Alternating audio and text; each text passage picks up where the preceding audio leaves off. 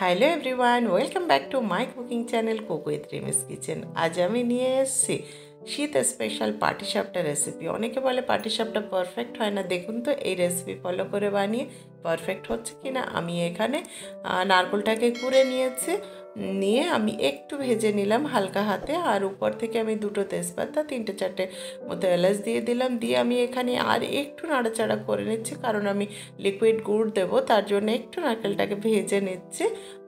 আর আমি আপনারা এখানে পাটালি অবশ্যই ইউজ করতে পারেন, চিনি দিয়েও করা যেতে পারে, কোনো ব্যাপার নেই। আমি নারকেলটাকে একটু ভেজে নিলাম, নেওয়ার পরে আমি এখানে লিকুইড গুড়টা দিয়ে দিচ্ছি। দিয়ে বেশ কিছুক্ষণ আমি এটাকে রান্নাটা করব, যতক্ষণ না একটা দারুণ ফ্রাই গন্ধ আসছে। গুড় আর নারকেলের একটা অ্যামেজিং কম্বিনেশন।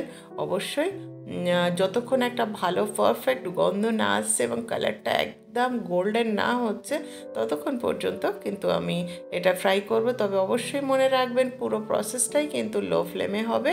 আমার দেখুন গুড়টা তো একেবারেই নারকেলের সাথে একদমই মিক্স হয়ে গেছে। আর যে ছোটো ছোটো সাদা সাদা টুকরো টুকরো দেখছেন, যেহেতু আমি মিক্সিতে নারকেলটা পিষে নিয়েছি, তার জন্যে আমি একটু এই ছোটো ছোটো অংশগুলো আমি একটু ছুরি দিয়ে কেটে দিয়ে দিই, তাহলে মুখে পড়ে ভালো লাগে সেটা। আর কুড়ে নিলে তো অবশ্যই সেই ঝামেলাটা থাকে না। একদমই রেডি হয়ে গেছে নারকেলটা। আমি অন্যদিকে এখানে ময়দা নিয়ে নিয়েছি, আর একটু আন্দাজ মতো লবণ দিয়ে দিলাম।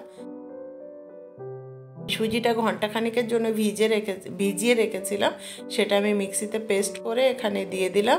আমি যতটা এখানে ময়দা নিয়েছি তার থেকে একটু কম সুজি নিয়েছি।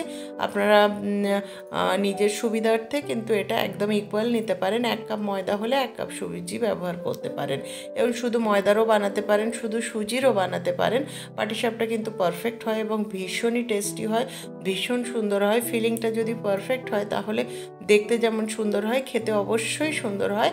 আর যারা মনে করেন চালের আটা গুঁড়ো মেলাবেন এর মধ্যে, তাহলে মেলাতে পারেন, তবে সেটা বেশ ভারী হয়, আমার ঠিক ভালো লাগে না। আমি পাটিসাপটার ক্ষেত্রে সবসময় কিন্তু সুজি আর ময়দা দিয়ে বানাই। আর নূতন কুক যারা, তারা একদমই এটা চালের আটাটা মিক্স করবেন না, তাহলে কিন্তু পরিমাণটা বুঝতে পারবে না, ভীষণ ভারী হবে এবং কড়াইয়ের মধ্যে আটকে যাবে। দেখুন একদম ব্যাটারটা রেডি হয়ে গেছে। এতটাই থিকনেস বলে ব্যাটার বানাবেন, এর থেকে পাতলা বানালে কি হয়, একদম পাতলা যেন ছিঁড়ে ছিঁড়ে যায়, সেটা ভালো লাগে না।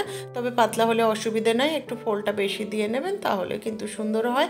আমি একটা ব্রাশের সাহায্যে হালকা হোয়াইট অয়েল এখানে ব্রাশ করে নিলাম, নিয়ে আমি 1 চামচ ব্যাটার এখানে দিয়েছি, দিয়ে এইভাবে হালকা হাতে ঘুরিয়ে ঘুরিয়ে গোল করে নিচ্ছে। নিয়ে কিছুক্ষণ ওয়েট করব। পুরো রান্নাটাই কিন্তু লো ফ্লেমে হবে। পুরো উপরটা ড্রাই হয়ে গেলে আমি এখানে যে নারকেলটা ভেজে রেখেছিলাম গুড়ের সাথে, সেটা আমি এখানে পরিমাণ মতো দিয়ে দিলাম, দিয়ে জাস্ট ফোল্ড করব আর তুলে নেব। রেডি হয়ে যাবে আমার দারুণ অ্যামেজিং বিউটিফুল লুকের একটা পাটিসাপটা রেসিপি। অবশ্যই একবার ট্রাই করবেন, আর কেমন হলো আমাকে জানাবেন।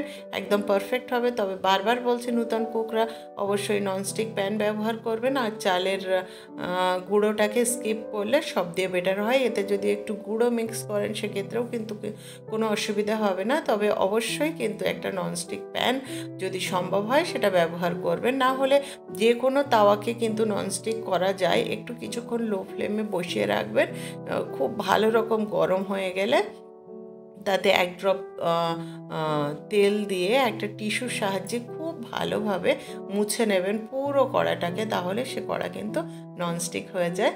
আমার পাটিসাপটা একে একে অনেকগুলো রেডি করে ফেললাম। আর কেমন হলো অবশ্যই জানাবেন। আর আমার চ্যানেলে নতুন ভিউয়ার্স হলে এক্ষুনি একটা লাইক করে দিন, কমেন্ট করে জানাতে ভুলবেন না কেমন হলো। অবশ্যই সাবস্ক্রাইব করবেন, পাশে থাকা বেল আইকন প্রেস করতে ভুলবেন না। আমার সাথে থাকবেন, আমাকে এইভাবে এনকারেজ করবেন, তাহলে কথা দিচ্ছি ভালো ভালো রেসিপি নিয়ে বারবার ফিরে ফিরে আসবো আপনাদের সামনে। পাটিসাপটাগুলো কেমন দেখতে হয়েছে বলুন, খেতে ঠিক ততটাই অ্যামেজিং হবে।